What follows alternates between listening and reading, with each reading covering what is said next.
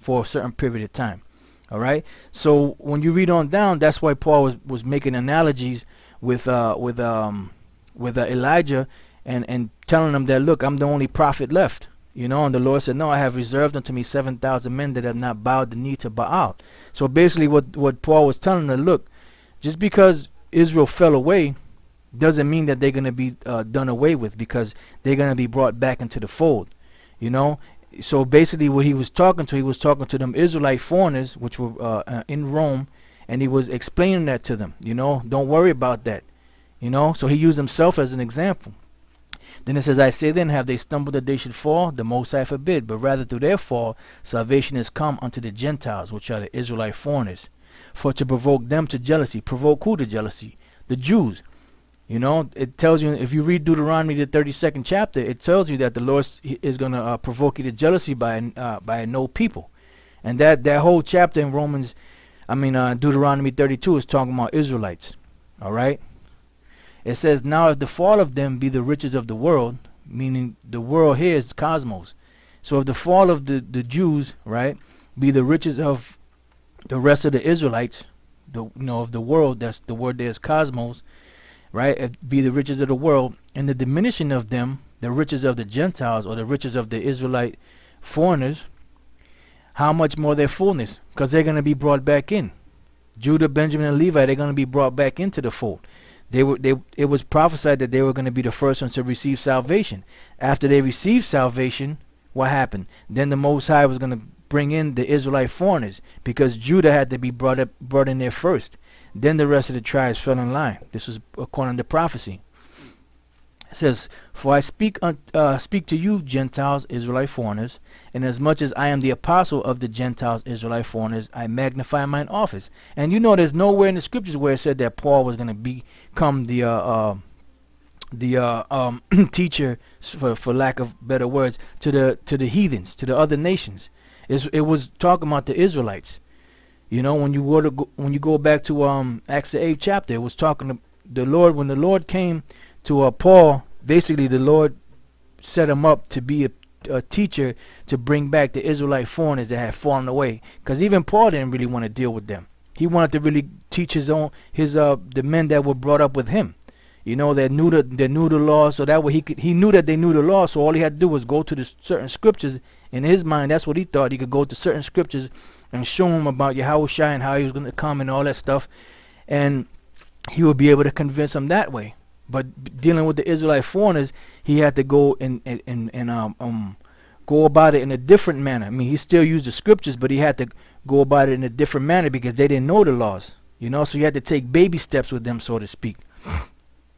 So it says, if by any means I may provoke to emulation them which are my flesh, and might save some of them, meaning the Jews.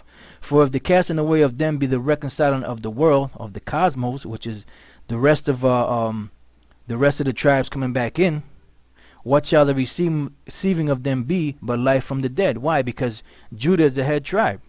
You know, without the head, you can't have the rest of the body. You know, you got to have the head in order for the rest of the body to function right. And Yahushua is Judah. So it says, for if the Most High is Judah. For if the first fruit be holy, the lump is also holy. The first fruit being Yahushua, being the Jews, right? And it says the lump is also holy, meaning that's the rest. That's the rest of the tribes.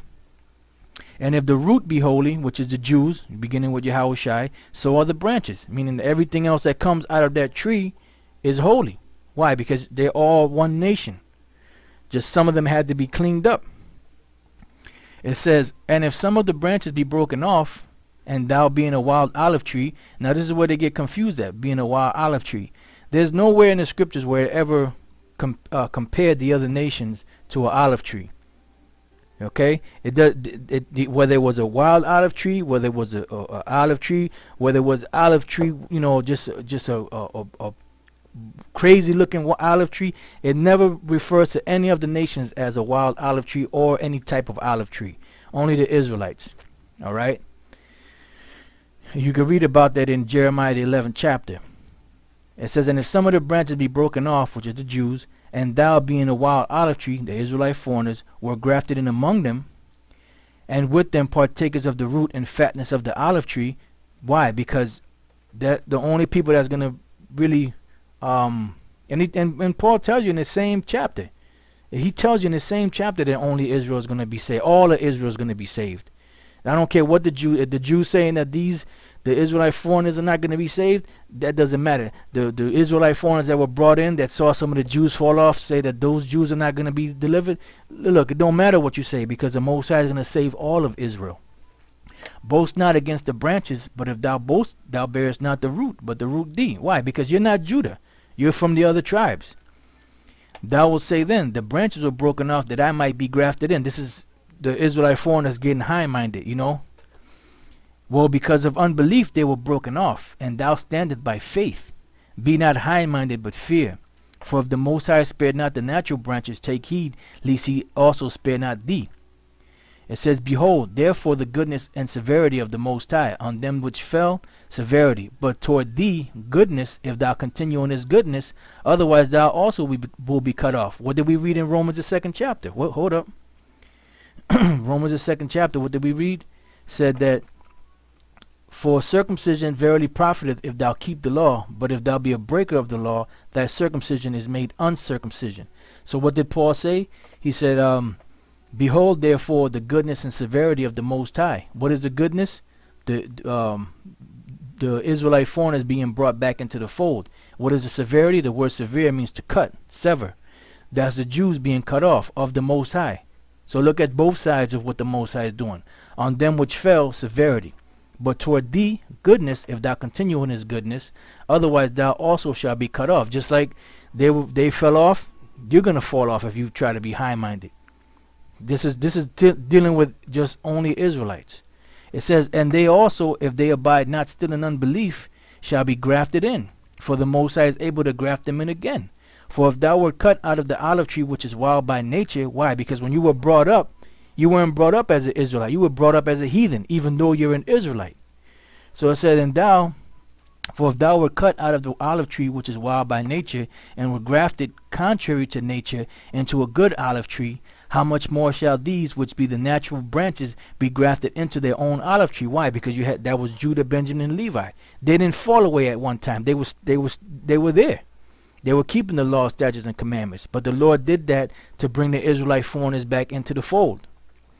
It says, for I would not, brethren, that you should be ignorant of this mystery, lest you should be wise in your own conceit, that blindness in part is happened to Israel, until the fullness of the Gentiles be come in. Now they'll read this and they'll get confused, because there's another part of the scriptures where it says, it uses this term, the fullness of the Gentiles, in Luke, the 21st chapter, which is talking about the actual heathens. But in this particular verse, it's talking about the Israelite foreigners. Alright, so it said that blindness in part has happened to Israel. Why? Because they knew they were Israelites. They knew they were Jews, Judah, Benjamin, Levi. It says, until the fullness of the Gentiles be coming, meaning until the other Israelites that were to be brought out from among these other nations were brought back to the fold. So that blindness is only in part, because you had to be able to bring in the Israelites that were strange into the fold, so that you could have one stick as you go when you go back to Ezekiel the 37th chapter.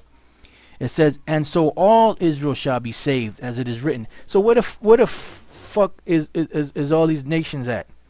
Where the hell is these different nations at that they're supposed to be a part of this? It's only dealing with Israel. So Paul made it clear. He said, look, the ones that knew they were Israelites, they fell away, and you that didn't know you were Israelites, you were brought back into the fold. And then what did it say here? And so all Israel shall be saved. Why? This is a mystery. And so all Israel shall be saved, as it is written, there shall come out of Zion the deliverer, and shall turn away ungodliness from Jacob. Why? Because you had the Jews that became ungodly. Why? Because they didn't believe that was the Messiah. And then you had the Israelite foreigners that became ungodly. Why? Because they were following the customs of the other nations. So now when the Lord came, he came for what? To cleanse all of them and bring them all to the fold, to turn away ungodliness from them. The Jews that they believe in him, and the Israelite foreigners that they be brought back into their fold. That's why Simeon told Mary that this child, which is Yahushua, was set for the fall and rise of many again in Israel, and I believe he said for a stumbling block unto the Gentiles or something to that effect, which is talking about the Israelite foreigners. All right. So now you understand what it means. Now you understand what it means here in 1 Kings the 8th chapter. Moreover, concerning the stranger that is not of thy people Israel, but cometh out of a far country for thy name's sake. If the case be that the word Nakaya is actually there, this is talking about an Israelite anyway, Israelite foreigner that became strange. You know, but if the case be that it's supposed to be a sojourner, then it's the same thing. All right. You know, so with that, you know, I hope you brothers learned something. And until the next time, I say shalom.